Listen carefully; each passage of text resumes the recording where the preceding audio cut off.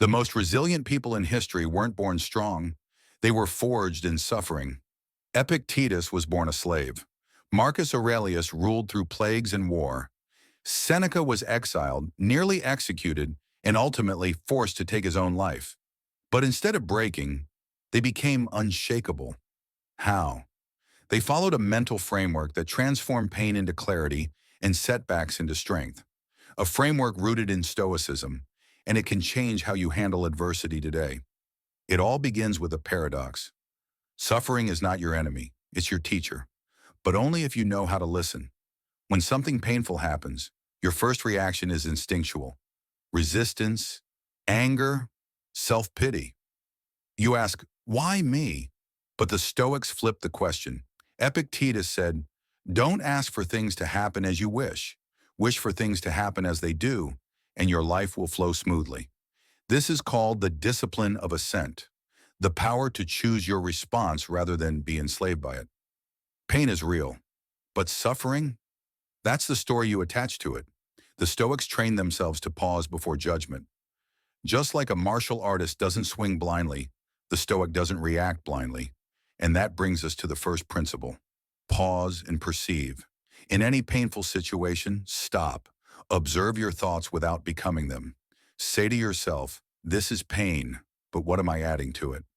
You'll be shocked how often your mind turns a moment of discomfort into hours of emotional drama.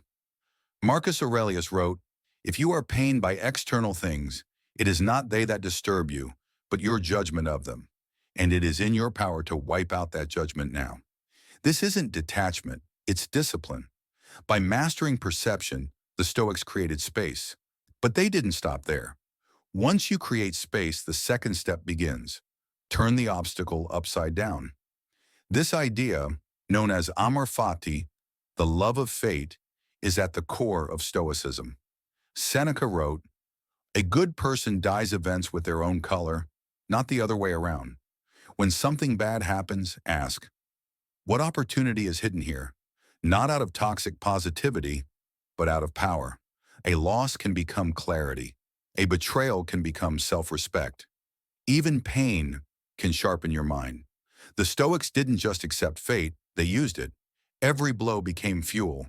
And now even neuroscience confirms it. When we reframe adversity, we literally change how our brain processes it. But reframing takes practice, which leads to the third principle, voluntary hardship. The Stoics didn't wait for suffering. They sought discomfort on purpose. Epictetus walked barefoot in the snow. Seneca fasted, slept on hard surfaces, not as punishment, but preparation, because they knew he who has conquered his own fear of discomfort cannot be controlled. Today, that might look like cold showers, silent retreats, digital detoxes, or just saying no to distractions. Each time you choose discomfort with awareness, you reclaim control from comfort. You become less reactive and more resilient. But all of this leads to the final principle. Live aligned with nature. The Stoics believed nature has a rhythm. Rivers flow. Seasons change. Storms pass. Life has its ups and downs. Marcus Aurelius said, what stands in the way becomes the way.